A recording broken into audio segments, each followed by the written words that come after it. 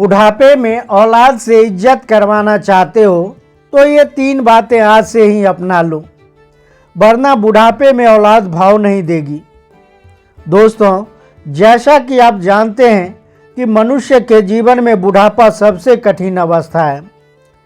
इस अवस्था में अक्सर अपनों के सहारे की आवश्यकता पड़ती है और आदमी औलाद भी इसलिए पैदा करता है कि एक तो उनका वंश चल जाएगा, दूसरा जब उसके हाथ पैर शिथिल हो जाएंगे तो उन्हें औलाद का सहारा मिल जाएगा, जिससे बुढ़ापे में उन्हें कुछ सहूलियतें मिल जाएगी। लेकिन दोस्तों, कुछ बेटे तो अपने माँ बाप के उम्मीदों पर खरे उतरते हैं और कुछ औलाद उन्हें उस हालत में अकेले जीने को मजबूर कर देते हैं। औलाद पैदा करके भी जब मनुष्य अकेला जीने को मजबूर हो जाता है, उन्हें अपनी संतान से किसी तरह का सहारा नहीं मिलता है, तो वे संसार में सबसे अभागा माँ बाप होते हैं। भगवान ऐसे दिन किसी को न दिखाए, या तो परमात्मा औलाद दे ही नहीं, और अगर दे तो ऐसा दिन न दिखाए। मित्रों, इस वीडियो में 3 बातें ऐसी बताई गई है जो आपके बुढ़ापे में बहुत काम आ सकती है। जिंदगी में औलाद आपको कभी अकेला छोड़कर नहीं जाएगा और ना कभी आपकी औलाद आप पर गुस्सा करेगा। बुढ़ापे में यदि सुखी रहना है तो ये 3 बातें अपना लेना। ये 3 बातें आपके बुढ़ापे में अमृत का काम करेगी। दर्शक बंधु, जो लोग बुढ़ापे में सुखी और आनंद से रहते हैं, जिनकी बहू बेटे सेवा करते हैं, ऐसे लोग बहुत बड़े भाग्यशाली होते हैं।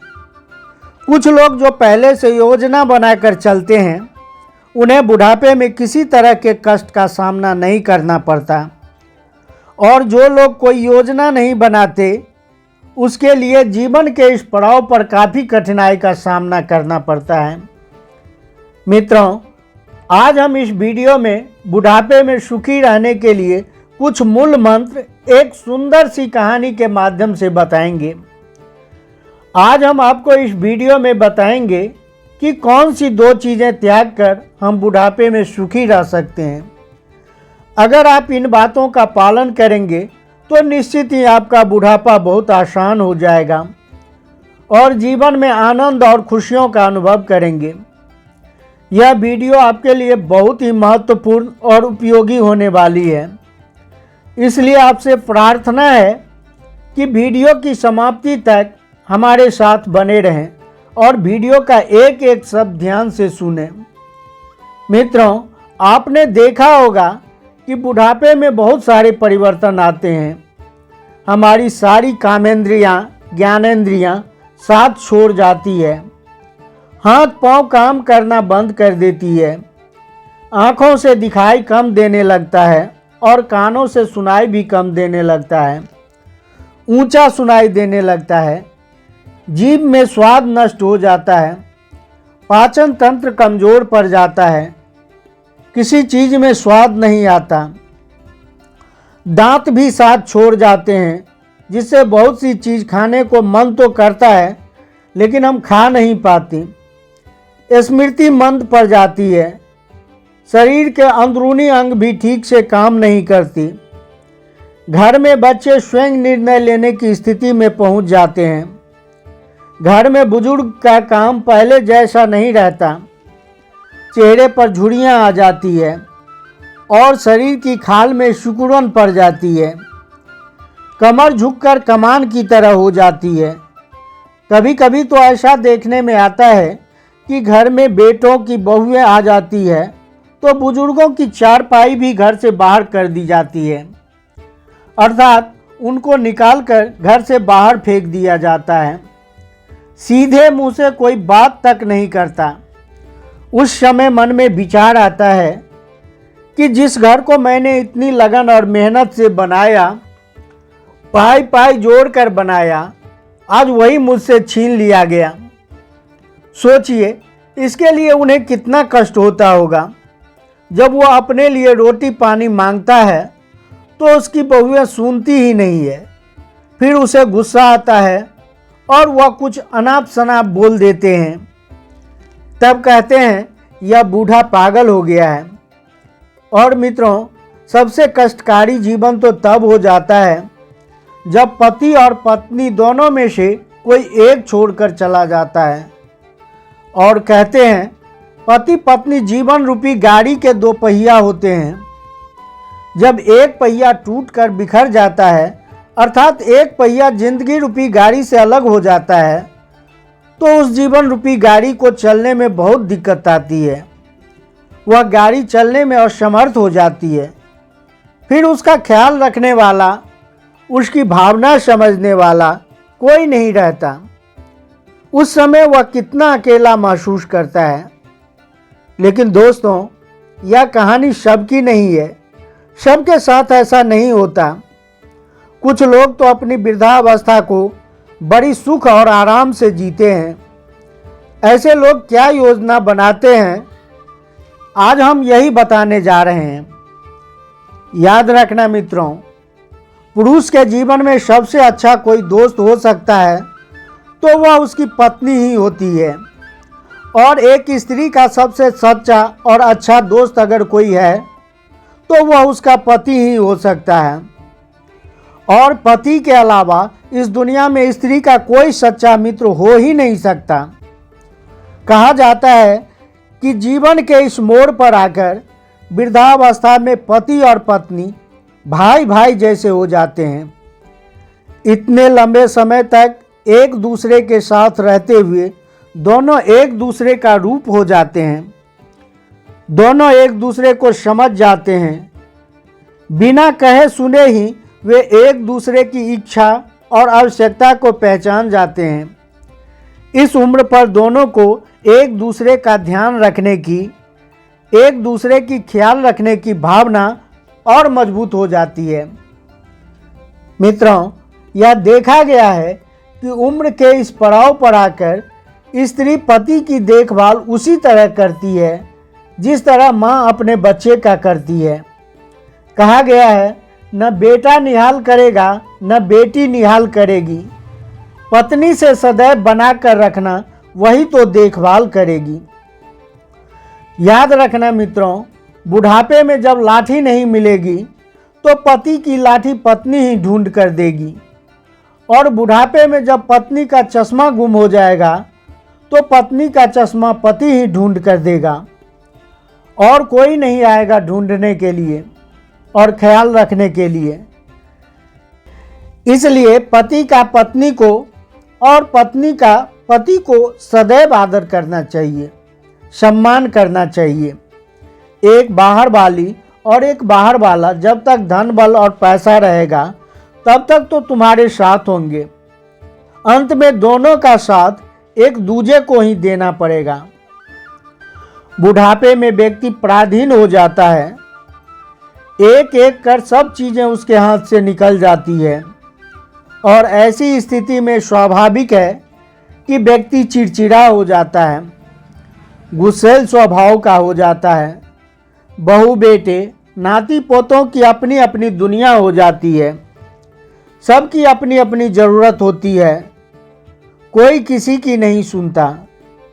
सबकी अपनी अपनी अलग दुनिया हो जाती है। और ऐसी स्थिति में कैसे हम अपनी वृद्धावस्था को सुखपूर्वक जी सकते हैं, यही सबसे बड़ा सवाल है। मित्रों, एक परिवार था। उस परिवार में बूढ़ा आदमी बहुत ही चिड़चिड़ा और गुस्सैल स्वभाव का था। बात बात पर नाराज होना, बात बात पर गुस्सा करना उसका यही काम था। उसकी पत्नी समझाती थी कि इस उम्र में इतना गुस्सा ठीक नहीं है, लेकिन वह मानता ही नहीं था। जरा सा नमक ज़्यादा हो जाए तो थाली उठाकर फेंक देता था। मिर्च तेज हो जाए तो थाली उठाकर दे मारता था। उसके गुस्सैल स्वभाव से सारा घर परेशान था। उसके जो बच्चे थे वह भी उससे नफरत करने लगे थे, क्योंकि वे रोज रोज के क्लेश से तंग आ चुके थे। समझ में नहीं आ रहा था कि समस्या से कैसे बाहर निकला जाए। कई बार तो बच्चे सोचते थे कि इस बूढ़े को अकेले छोड़कर बाहर चले जाते हैं। तब किसी ने बताया कि पड़ोस के गांव के बाहर एक ज्ञानी संत कुटिया बनाकर रहते हैं। तुम अपने उस बूढ़े पिता को उस संत के पास ले जाओ। हो सकता है उनकी बात सुनकर तुम्हारे बूढ़े पिता का व्यवहार बदल जाए। घर वालों ने कहा ठीक है। घर वालों को यह बात समझ में आ चुकी थी। उसके बाद घर वाले बूढ़े पिता को लेकर उन संत के पास पहुंच जाते हैं। उसने सारी बात बताई कि शायद कुछ हल निकल आए, रोज रोज के क्लेश से तो मुक्ति मिल जाए, किसी तरह तो घर में क्लेश खत्म हो जाए और शांति आए। मित्रों, संत तो बिना बताए सब कुछ समझ लेते हैं। जब सब लोग संत के पास पहुँचे तो संत की समझ में आ गया कि वे लोग क्यों आए हैं। संत ने देखते ही जान लिया था कि इनके घर में अशांति है, इसलिए घर वाले सुख चैन की तलाश में हमारे पास आए हैं। और उन्होंने यह भी जान लिया कि घर में अशांति का कारण क्या है। वह परिवार जब संत के निकट पहुंचा तो दोपहर का समय था। सभी ने संत को प्रणाम कर उसके सम्मुख बैठ गए। संत जी उस समय चरखा काट रहे थे। उन लोगों को संत के सम्मुख बैठे काफ़ी देर हो चुकी थी।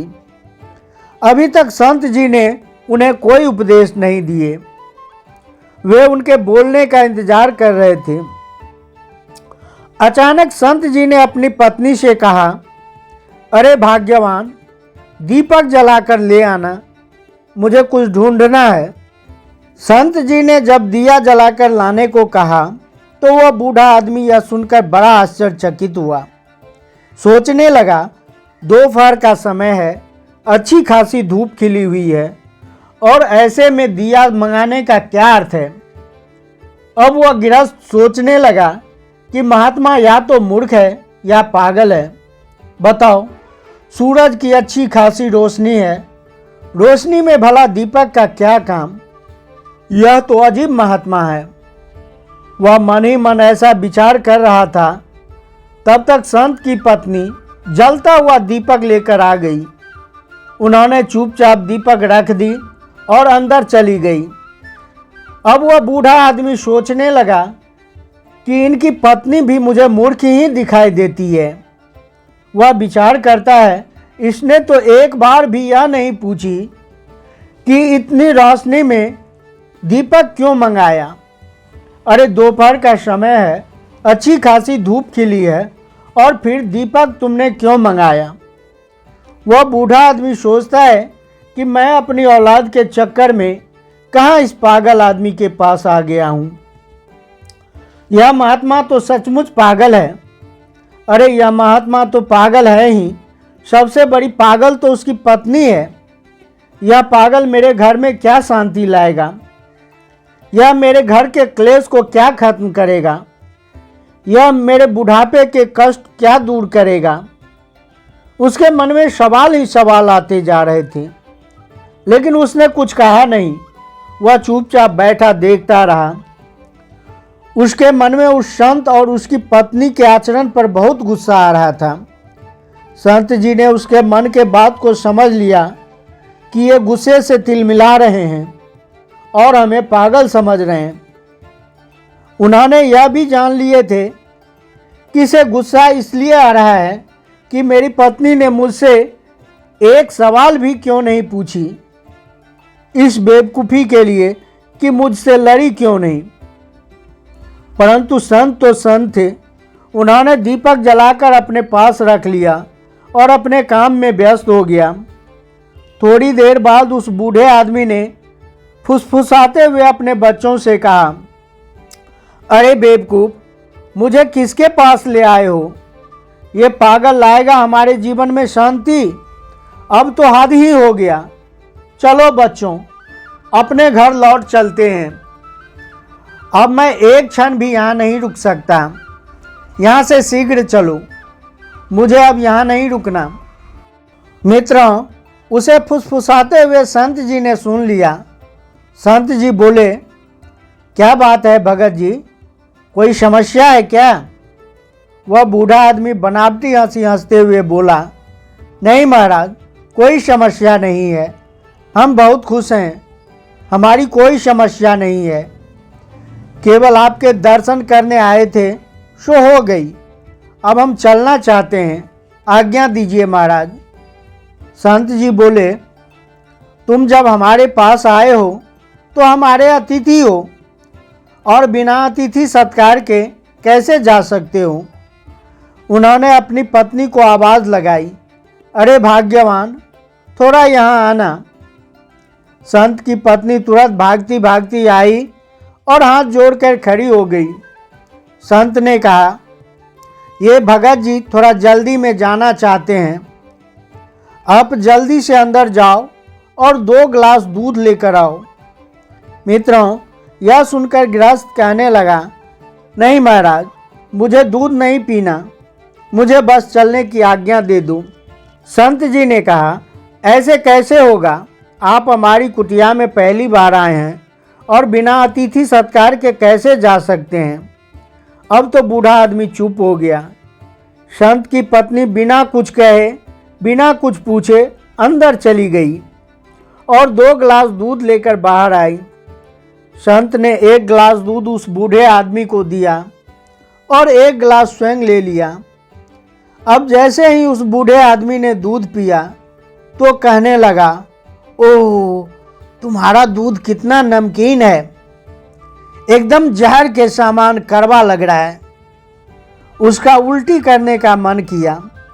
दूध में नमक ज़्यादा था तो उसका मन हुआ कि दूध को फेंक कर इसी महात्मा के सिर पर दे मारूं, क्योंकि मित्रों, उसका तो रोज का यही काम था। कभी मिर्च ज़्यादा पड़ जाती थी तो थाली फेंक देता था, कभी नमक ज़्यादा हो जाता था तो थाली फेंक कर मारता था। आज वह दूध पीकर संत जी को भी गुस्से से देख रहा था। संत जी बड़े शांत भाव से उस दूध को पी गए। उसके चेहरे पर ऐसे कोई भाव नहीं थे कि दूध में नमक पड़ा हुआ है। उसका यह व्यवहार देखकर बूढ़ा जल गया। कहा तो कुछ नहीं, मन ही मन कहने लगा कि आज मेरे लड़के ने कहाँ ले आए हैं, यह तो सचमुच कोई पागल इंसान है। हद हो गई। उसने दूध का गिलास एक तरफ रख दिया और उसके बाद संत जी से कहने लगा, महाराज, आज्ञा हो तो अब हम जा सकते हैं। संत जी ने कहा, भाई, आप कोई समस्या लेकर आए थे, तुमने अपने आने का कारण तो बताया नहीं, आप ऐसे कैसे जा सकते हो। पहले हमें अपनी समस्या बताइए, शायद हो सकता है कि हम उस समस्या का हल निकाल कर दे सकें। बूढ़ा आदमी गुस्से में बोला, अरे महाराज छोड़िए, आप क्या हल निकालेंगे। हम आए तो थे समस्या ही लेकर, लेकिन अब जा रहे हैं। हमने देख लिया तुम्हारे बस की बात नहीं है। संत जी ने कहा, अरे साहब, जब समस्या लेकर आए थे तो बताने में क्या हर्ज है, आखिर बताओ तो सही, समस्या क्या है। समस्या का पता चले तो कोई समाधान भी निकल आएगा। बूढ़े आदमी ने कहा, चलिए ठीक है, पूछते हो तो बता ही देते हैं। वैसे लगता नहीं तुम्हारे पास हमारे समस्या का कोई हल होगा, लगता नहीं हमारी समस्या का समाधान तुम कर पाओगे। तब उस आदमी ने संत से कहना आरंभ किया, हे महाराज, मेरे घर में कोई मेरी इज्जत नहीं करता, मुझे सब और दृष्टि से देखते हैं, कोई मेरा कहना नहीं मानता, सब अपनी अपनी में लगे रहते हैं। मेरे घर में क्लेश और अशांति फैली हुई है। अपने घर में शांति और समृद्धि चाहता हूँ, इसलिए आपके पास आया हूँ। लेकिन आपकी मूर्खता देखकर मुझे पक्का विश्वास हो गया है कि आपके पास मेरी समस्या का कोई हल नहीं है। मेरे घर में शांति लाने के लिए आप कुछ भी नहीं कर सकती। मित्रों, बार बार उस बूढ़े आदमी के ये सब सुनने के बाद संत जी मुस्कुराए और बोले, हम जानते हैं तुम्हारे घर में क्लेश रहने का कारण क्या है और हमने तुम्हें हल भी बता दिया है, लेकिन शायद अभी तक तुम समझ नहीं पाए जब संत जी ने ऐसा कहा तो बुजुर्ग आदमी बोला, बड़े कमाल की बात आप कर रहे हो। अरे आपने हल भी बता दिया, लेकिन हम समझ नहीं पाए यह क्या बात हुई। मैं काफ़ी देर से आपके पास बैठकर आपके बोलने का इंतज़ार कर रहा था, लेकिन तब से आपने एक शब्द तक नहीं कहा। फिर आपने हल कैसे बता दिया? संत जी ने कहा, सुनो, याद करो जब तुम आए थे, हमने तुम्हारे सामने ही जलता हुआ दीपक मंगाया था कि नहीं? उस आदमी ने कहा, हाँ मंगाया तो था, पर मैं तुम्हारी उस मूर्खता से बहुत नाराज हूँ। इतनी रोशनी में दीपक जलाने की क्या जरूरत पड़ गई? अभी तो दोपहर है, यदि किसी चीज़ को ढूंढना था तो वो तो ऐसे ही मिल जाती। तब संत जी कहते हैं, हमारी पत्नी ने हमारे मांगने पर तुरंत हमारी आज्ञा का पालन की और बिना कुछ सोचे, बिना कुछ पूछे हमारी आज्ञा का पालन करते हुए जलती हुई दीपक लेकर हमारे पास आई। और उन्होंने यह तक नहीं पूछी कि दोपहर है, कड़ी धूप खिल रही है, कुटिया के अंदर अच्छी खासी रोशनी है, ऐसे में दीपक का क्या काम। उसने वही किया जो हमने कहा था। कोई सवाल तो नहीं किया, कोई प्रतिकार तो नहीं किया। सभी बोल पड़े, हाँ। इसी का तो मुझे भी तज्जुब है। मुझे लगता है कि तुम्हारी पत्नी भी मूर्खता का परिचय दिया है कि कोई सवाल तक आपसे नहीं पूछी। संत ने कहा, यही तुम्हारी पहली समस्या का समाधान है। जिस तरह मेरी पत्नी ने बिना सवाल जवाब किए मेरी आज्ञा का पालन की, यदि घर में सब एक दूसरे की आज्ञा का पालन करने लगे, कोई सवाल नहीं करेंगे, तो घर में किसी तरह का क्लेश उत्पन्न नहीं होगा। संत जी ने आगे कहा, उसके बाद हमने दूध मंगाया था। हम जानते हैं कि हमारी पत्नी ने शक्कर के स्थान पर बहुत सारा नमक डाल दी थी। दूध बहुत कड़वा हो गया था, इतना कड़वा कि तुमसे पिया भी नहीं गया और तुमने दूध का गिलास उठाकर अलग रख दिया। आपने देखा कि हम उसी कड़वे दूध को चुपचाप पी गए। पता है क्यों? क्योंकि हमारी पत्नी ने हमसे दीपक के बारे में कुछ नहीं पूछा, तो हमारा भी कोई अधिकार नहीं बनता है कि हम उससे सवाल करें। दीपक जलाना हमारी आज्ञा का पालन करना उसने अपना धर्म माना, तो ये हम कैसे बोल सकते हैं कि दूध कड़वा है? हमने भी अपना धर्म समझा और दूध पी लिया। जिस तरह से उसने कोई प्रतिकार नहीं किया, उसी तरह से हमने भी कोई प्रतिकार नहीं किया।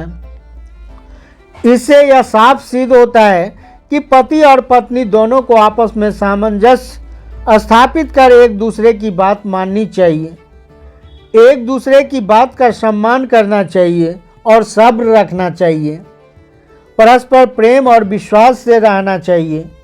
मुझे पता है ऐसा तुम नहीं करते हो। ध्यान रखो, ऐसी गलती सबसे हो ही जाती है।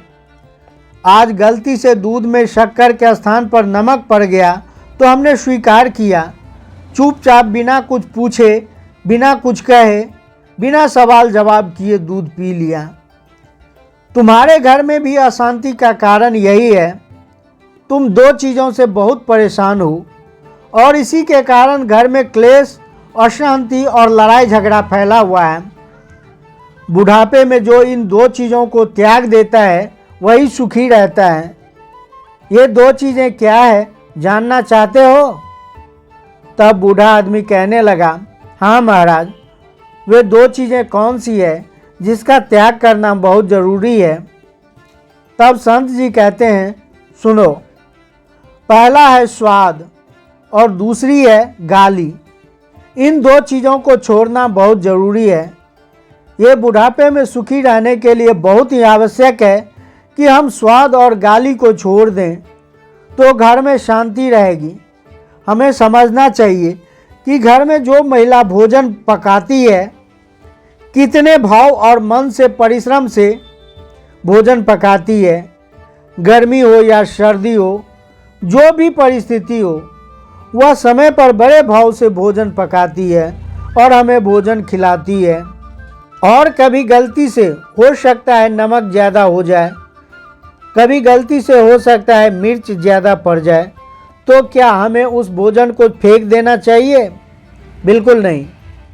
हमें यह समझना चाहिए कि जैसे तुम्हारे पत्नी ने या पुत्र वधू ने इतने परिश्रम के साथ, भाव के साथ भोजन बनाया है, उसे स्वीकार करना हमारा धर्म है, बिना कुछ कमी बताए। और गलती से नमक ज़्यादा हो गया तो कोई बात नहीं है, हमें उसकी प्रशंसा करते हुए भोजन ग्रहण करना चाहिए। अगर हम ऐसा करते हैं तो दूसरे दिन वह और मन से, भाव से हमारे घर में भोजन बनाएगी। पर हम यदि ऐसा नहीं करते हैं और थाली दीवार में फेंक कर मार देते हैं या उसके मुंह पर मार देते हैं, तो सोचिए उसके दिल पर क्या बीतेगी। क्या उनके मन में तुम्हारे लिए कोई सम्मान बचेगा? हरगिज नहीं। यह उस स्त्री का और अन्न का, दोनों का अपमान होगा। हमने भोजन की थाली फेंक दी या उसे गालियां दी तो पलटकर वह भी आपको बोलने लगेगी। कहते हैं जहां भोजन और स्त्री का अपमान होता है, उस घर से लक्ष्मी, शांति और समृद्धि पलायन कर जाती है। अतः भूलकर भी ऐसा नहीं करना चाहिए। संत जी कहते हैं इसलिए दो चीज़ें, स्वाद और गाली, हमें त्याग देना चाहिए। जैसा भी मिले भगवान का भोग समझकर ग्रहण कर लेना चाहिए। यदि हमने स्वाद को त्याग दिया तो हमारा बुढ़ापा बहुत सुख से कटेगा। यदि हमने गाली देना बंद कर दिया तो हमारे घर वाले, परिवार वाले, बच्चे सब हमारी इज्जत करेंगे, हमें समय से भोजन खिलाएंगे, सब सेवा करेंगे। हमें बुढ़ापे में कोई कष्ट नहीं होगा, क्योंकि स्वाद और गाली दोनों बुढ़ापे में दुखदाई होती है। जो व्यक्ति स्वाद का आदी होता है उस घर में लड़ाई अवश्य होती है, और जो व्यक्ति गाली देता है उस घर में भी क्लेश मचा रहता है। मित्रों, अब उस बूढ़े आदमी को पूरी बात समझ में आ गई थी कि मेरे घर में अशांति क्यों बनी हुई है। उसने दोनों हाथ जोड़कर संत जी से क्षमा मांगते हुए कहा कि मुझे क्षमा करना, न जाने मैंने आपके बारे में क्या क्या गलत सलत बोल दिया, क्या क्या अनुचित वचन कह दिए। आज से मैं घर में ऐसा नहीं करूँगा। संत जी ने उसको क्षमा कर दिए और कहा, आज संकल्प लो और स्वाद और गाली को यहीं छोड़कर जाओ। यदि बुढ़ापे में सुखी रहना चाहते हो तो इन दो चीज़ों का त्याग कर देना। और अब मैं तुम्हें जिन 3 चीज़ों के बारे में बता रहा हूँ, उन 3 चीज़ों को हमेशा अपने पास रखना, तो बुढ़ापे में कभी तुम्हें कोई कष्ट नहीं मिलेगा। पहली बात, जिनका जीवन अनुशासित होता है, सफलता उसके दरवाजे पर दस्तक जरूर देती है। मनुष्य का जीवन तभी सार्थक बनता है जब वे अपने कार्य को जिम्मेदारियों के साथ संतुलन बनाए रखते हैं। बुढ़ापा जीवन का वह पड़ाव है जहां हर व्यक्ति सुख और आराम से जीवन जीना चाहता है, आराम से अपना बुढ़ापा व्यतीत करना चाहता है। इस पड़ाव में खुशियां पाने के लिए व्यक्ति को बुढ़ापे तक किन किन चीज़ों का साथ नहीं छोड़ना चाहिए, इसे समझना बहुत ज़रूरी है। पहली बात, धन का सदुपयोग करना चाहिए। धन ऐसी चीज़ है जो अपने और पराये का फर्क समझा देती है। जब तक आपके पास पैसे हैं, रिश्ते नाते सब जगह हैं, आपकी पूछ परख होती है। लेकिन जब धन का अभाव होता है तो अपने भी साथ छोड़ जाते हैं। जब व्यक्ति ढलती उम्र में हो तब धन का सदुपयोग करें, पैसों की बचत करें, तो बुढ़ापे में आपको किसी के सामने हाथ फैलाने की आवश्यकता नहीं पड़ेगा। साथ ही ध्यान रखिए, सांप की तरह कुंडली मारकर घर पर बैठ मत जाना, यह बुढ़ापे के लिए बहुत दुखदाई हो सकता है। दूसरी बात है अनुशासन और अभ्यास से आत्मविश्वास पैदा होता है। जो लोग अपना हर काम समय से करते हैं, अपनी दिनचर्या को अनुशासित ढंग से जीते हैं, उन्हें कभी किसी पर निर्भर नहीं होना पड़ता। वह अपने लक्ष्य को प्राप्त कर ही लेते हैं। शुरुआत से ही व्यक्ति को अपना काम सही समय पर सही तरीके से करने की आदत रखनी चाहिए, तो बुढ़ापे में तकलीफ नहीं सहनी पड़ेगी। समय के अनुसार खान पान, समय पर सोना जागना, व्यायाम जैसे हर कार्य निश्चित समय पर करना चाहिए, जो अच्छी सेहत के लिए बहुत ज़रूरी है। मित्रों, अनुशासन का साथ कभी नहीं छोड़ना चाहिए। कहते हैं, जिसमें अकेले अनुशासन से चलने के हौसले होते हैं, एक दिन उसके पीछे काफिला होता है। तीसरी बात, जब व्यक्ति किसी निस्वार्थ भाव से मदद करता है तो वह जीवन में कभी उदास और परेशान नहीं रहता। दान और दया सबसे बड़ा धर्म है। आपके आज की मदद कल आपको काम आ सकती है। बुढ़ापा सुख और शांति के साथ व्यतीत होता है। मदद की हाथ हमेशा खुले रखना चाहिए। संत जी की बात सुनकर वह बूढ़ा बुढ़ापे में सुखी से रहने का मूल मंत्र सीख जाते हैं। उसे बड़ी प्रसन्नता होती है और वह खुशी खुशी अपने घर चला जाता है और थोड़े ही समय बाद उसके घर में सुख शांति वापस आ जाती है। उनका बुढ़ापा सुख और चैन से कटने लगता है। मित्रों, सोचिए, वह आदमी कितना गुस्सैल था जो उसकी वजह से पूरे परिवार में कलह कलेश मचा रहता था, अशांति फैली हुई थी, और एक संत की संगत ने उनका जीवन बदल दिया, उनके बुढ़ापे का दुख ही मिटा दिया। कहते हैं, मौन के वृक्ष पर शांति के फल लगते हैं। बुढ़ापे में मौन रहने की आदत डाल लेनी चाहिए। मौन रहने का मतलब यह नहीं कि आप बिल्कुल ही मौन हो जाएं। मौन रहने का मतलब यह है कि आपको उतना ही बोलना चाहिए जितने की आवश्यकता हो। किसी के अपमान के लिए, किसी को कष्ट पहुंचाने के लिए अपने मुंह से शब्द मत निकालिए। जब भी बोलो, किसी की प्रशंसा के लिए बोलिए, तो हमेशा परिवार के प्रिय बने रहोगे। सब लोग आपको आदर देंगे। आज्ञाकारी बनो। सवाल जवाब करने से बात बहस में बदल जाती है और आपसी बहस धीरे धीरे लड़ाई झगड़ा का रूप ले लेती है। इसलिए बिना सवाल जवाब किए अपने से बड़ों की आज्ञा माननी चाहिए। कभी अपनी तरफ से सुझाव मत दीजिए। कोई पूछने आए तो ही अपनी राय रखिए। उसे पत्थर की लकीर मत बनाइए। ऐसा करने से सदैव आप परिवार के प्रिय बनकर रहेंगे और बुढ़ापे में घर वाले आपका साथ कभी नहीं छोड़ेंगे। दर्शक बंधु, मैं उम्मीद करता हूँ कि यह कहानी आपके जीवन में ज़रूर सार्थक होगी। तो चलिए, अपनी राय कमेंट बॉक्स में अवश्य भेजिए। मिलते हैं आपसे अगली वीडियो में एक नई ज्ञान चर्चा के साथ। आप सभी का बहुत बहुत धन्यवाद।